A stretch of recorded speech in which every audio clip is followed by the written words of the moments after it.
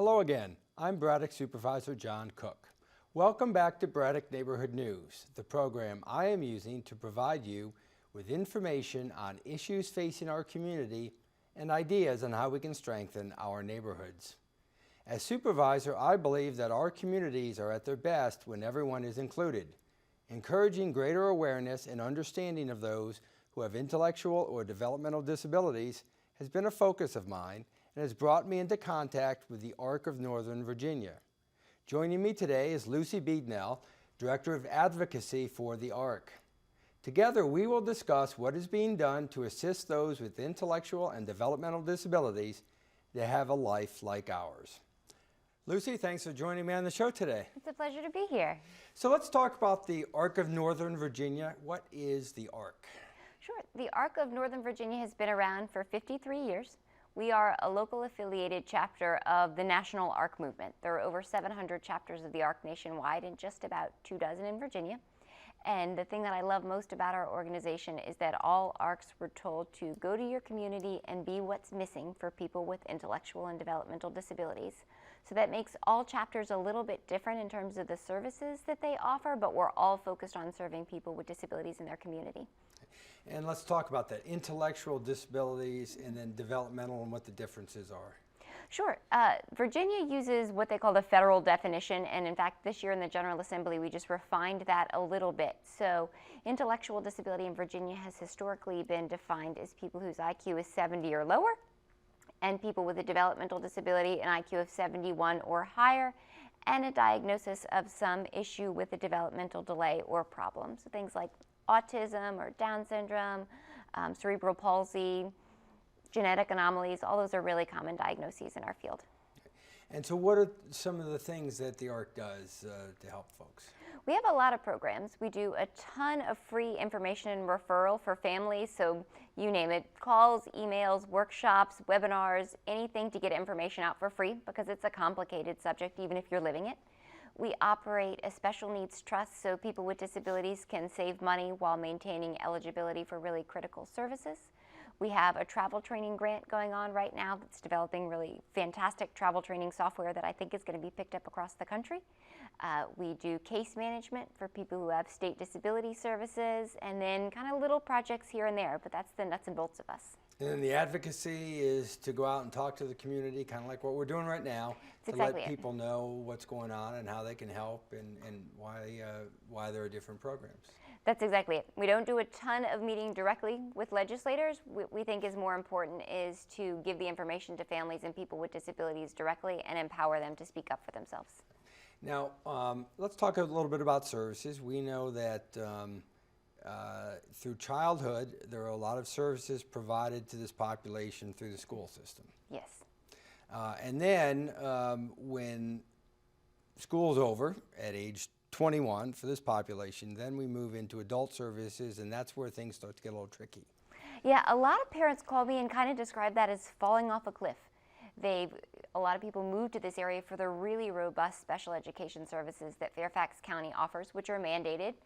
Special education law in the same way anybody else needs to have an education. People with disabilities have that right, but there are no mandated services once people reach that 21, 22-year age and graduate from high school. And so we talk a lot with people about what the myriad of adult services look like and how to put some supports in place sooner rather than later, because a lot of those services have waiting lists.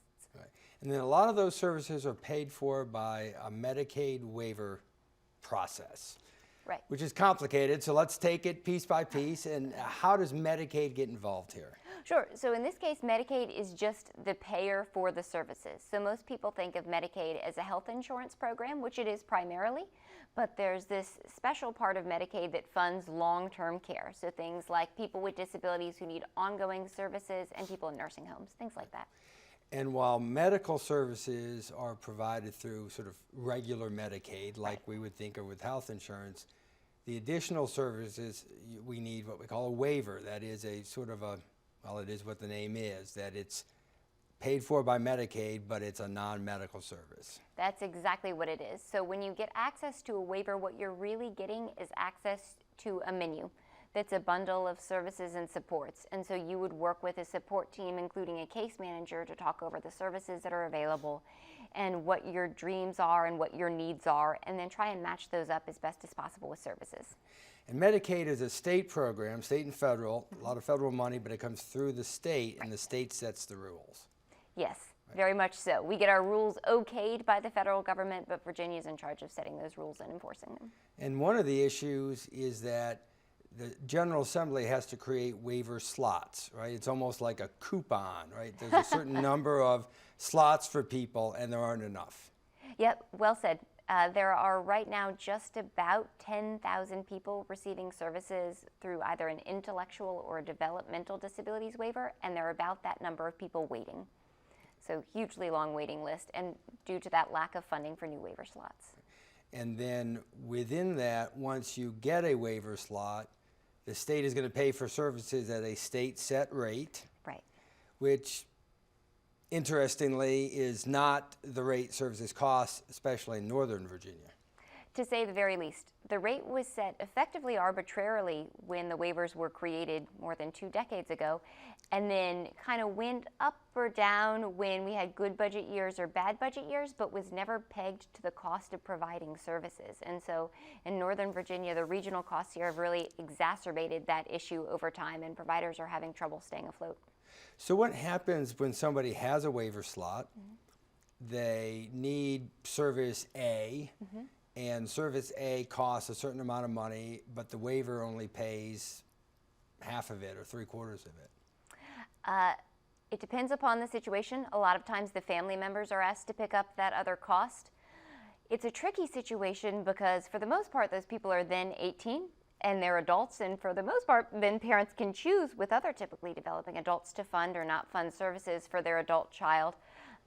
The other really complicated piece there is that having a child with a disability is much more expensive than raising a typically developing child. So even parents in this area who have pretty good jobs and are, I would say, middle income, have a lot of trouble covering basic needs. So we really are reliant upon those Medicaid services. And so if people are involved with service providers or normally nonprofits, they try and fundraise and pull pieces together, but it's difficult. We're talking tens of thousands of dollars a year for these services. It varies pretty widely. I would say on the low end, less than $10,000 a person, because some folks just are young, but they're living at home, and we've got to give those parents a break so we don't burn them out and end up in a crisis kind of situation. There are some folks who are much older, who have really complicated needs, where we add in more supports, but what we found over time is the more customized services are, the cheaper they are, because people take just what they need and no more. Right.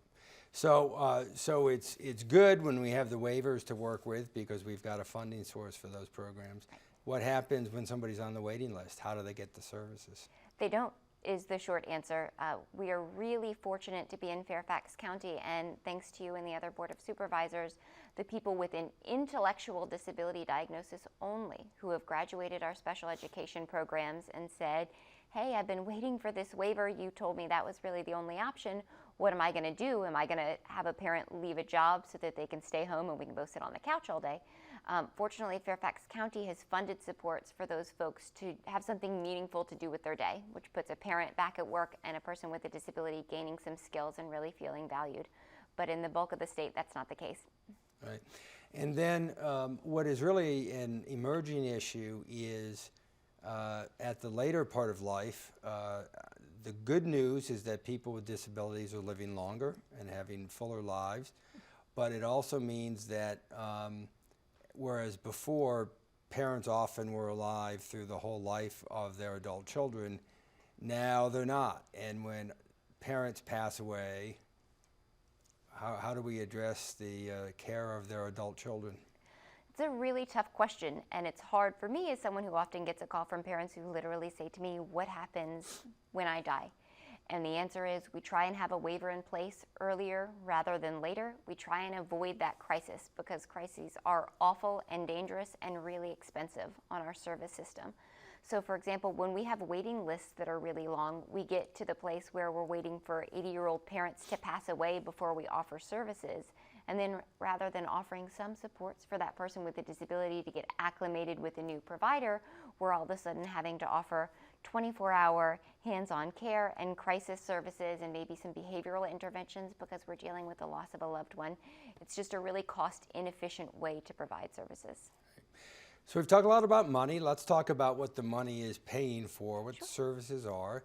And let's kind of go back to school when we're working through elementary and then high school, and services are provided through the school. So during the school day, our kids are taught, and they're taught not only academic subjects, but life skills and those things. And then when they come home, they have their time at home. When school's over, what are we doing as far as transition, and what kinds of services do these folks need? The waiver provides a fairly extensive menu there that hopefully will be expanded here in the future. But right now it's things like an attendant who can work one-on-one with an individual when they get home from school or after school, before their job, what have you, to help them learn the skills to make beds, clean themselves, be a bit more independent. The waiver can provide supports on the job so that person with a disability can earn a paycheck and feel really valued, and then provide a job to their staff support person. It can provide some respite, so parents who normally have no choice other than to work 24 hours a day, either at their paying job or at home with their child with a disability, can have some time away to get a break and reboot a little bit, keep folks out of crisis. And the waiver can provide things like communication devices, so people without a typical voice can have a device that allows them to speak and share their thoughts in words. And what about housing? Services, the services we're talking about do not include housing, so how's housing provided?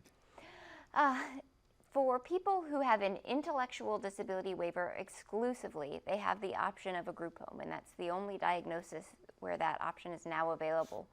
And that means 24-hour staff supports, and in that case, the waiver only ever funds the services that go with that house, and then people generally use their income and Social Security payments to pay the rent in that house. But the waiver itself doesn't fund housing. Affordable housing is a big issue. I'm working as a part of a group now trying to put together resources and toolkits to get families really prepared for what it looks like to make that leap to housing without just relying on the waiver. Because otherwise, a lot of people are living at home with Right. their parents, and that's a strain on the family. It's a huge strain on the family, and it's a real strain on the individual. We don't see people in the same way you and I grew up and we went to college and we made some mistakes and fell on our face, but we learned a lot about what it took to be on our own. When we deprive people with disabilities of that chance, we don't see people who feel empowered and who are really gaining skills. We can see people stagnant, which is a really tragic thing after all this investment of time and energy and love we poured into their abilities. And just that sometimes the needs are fairly complex, and even a parent who takes advantage of every opportunity to self-train, it's not the same as having a skilled provider to provide the services. There's no question. If you are not going to be that parent who can pick up on all the subtle cues and the twinkle in the eye of the person that tells you something's coming, you've got to be a really well-trained provider. Right. So let's talk about, you've mentioned crisis a couple times. So let's talk to people, what do we mean by crisis? What kinds of things happen?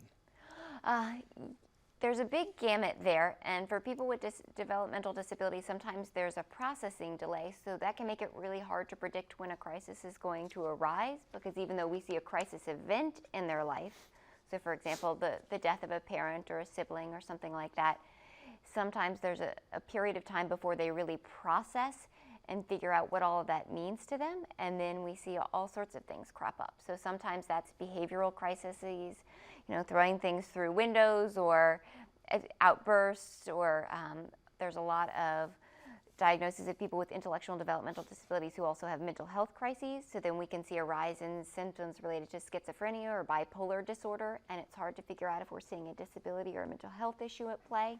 For people with medical complexities, that overwhelming sense of chaos or sadness can lead to a lot of medical downfall and really an exacerbation of seizures and other health concerns that we had and thought we had under control before a crisis hit.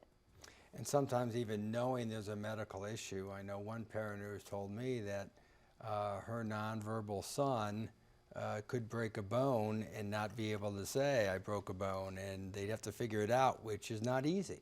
Scary. There are a lot of folks with disabilities who have really, really high pain thresholds, and a lot of people with intellectual and developmental disabilities who have a lot of trouble articulating that. So when I worked with folks in a residential setting, I knew some folks could tell me that they were in pain, but if they told me that that pain was in their stomach, I knew to look everywhere other than their stomach. But that's where they knew to tell me something was up. And so you just started there and you worked backwards. But that gets back to, like you said, really good training and having the right people in the right jobs to help. And then realizing that something like diagnosing a medical issue, if you don't have somebody who can kind of give you the verbally the information you need as a doctor, that's going to make it difficult too. Yeah, it makes it impossible. For doctors, it's a really tough job already. They have really limited time with patients, and people with intellectual and developmental disabilities tend to have a lot of underlying complexities that are really hard to learn unless you learn it the hard way. And we've got a small margin of error there. Right. And you mentioned mental health challenges. That adds needs for medication, and that's tricky as well. Yeah, the medication piece is hard. You need really good psychiatrists who can understand both how the developmental disability is going to interplay with the way the brain processes medications and the way that typically developing brains process things, and can kind of blend that information and follow along closely with folks. And then, of course, side effects. It's difficult without the communication to really be able to know what's happening, and even to explain that to somebody who is being given medication, that here are the side effects. You can't sometimes explain that. It's really hard. One of the first things, and I think maybe the greatest gift anyone ever gave me in working in this field, is telling me that all behavior communicates. And so if we're seeing something new from somebody, that's telling us something, and the very first thing we should do is look at and rule out hopefully any kind of medical situation. But we're dealing with folks who may not be able to tell us everything or feel it or process it just like we are, so that involves really good work. And part of what we're talking about medical issues, certainly medical emergencies, one of the kind of programs we're looking to put together is a smart 911 system, and let's talk a little bit about what that is. Yeah, you mentioned the school system a lot and the really great information and education we're giving to people, but from the school system we also have data. We have a good sense of the number of people with disabilities living in Fairfax County, who's receiving services, etc. Once they leave the school system, all of that disappears. There is no way to know whether or not someone with an intellectual or developmental disability is living in a neighborhood, has a behavioral issue or a medical issue we need to be apprised of. And so systems like Smart 911 are pre-notification systems where a family can voluntarily write up a profile and say, hey, this is my kid John. John has a history of seizures, or John has cerebral palsy and would need to be lifted out of our house in the event of an emergency, or John's on the autism spectrum and a police siren's really going to scare him, and we're going to see a lot of behaviors. And for a 911 operator to be able to pick up a phone and know those sorts of things right away, and then to be able to direct our first responders to get in there and respond the best way they can, I think we're going to save a lot of lives on both the sides of police officers and people with intellectual and developmental disabilities. Right, and this is a program we don't have yet here in Fairfax. We're working on getting it, and we're finding that it's not as easy as it might seem, like many things, getting the computers to fit and talk to each other and all of that kind of thing. No, and big kudos to you who've been the champion in pushing this kind of idea through. But that's right, we've got to get it included, and I don't think it's going to be new dollars so much as a distribution of existing dollars in our emergency management system, but then put bids out for people who offer this kind of service and the vetting of that. And it's the nature of working with government that things take a little bit of a while. Right, and then of course when people move or change phones, we need to make sure the system changes. Gotta keep it updated. Yeah. So okay, so county staff, ARC, which is a nonprofit state, how do all these organizations work together?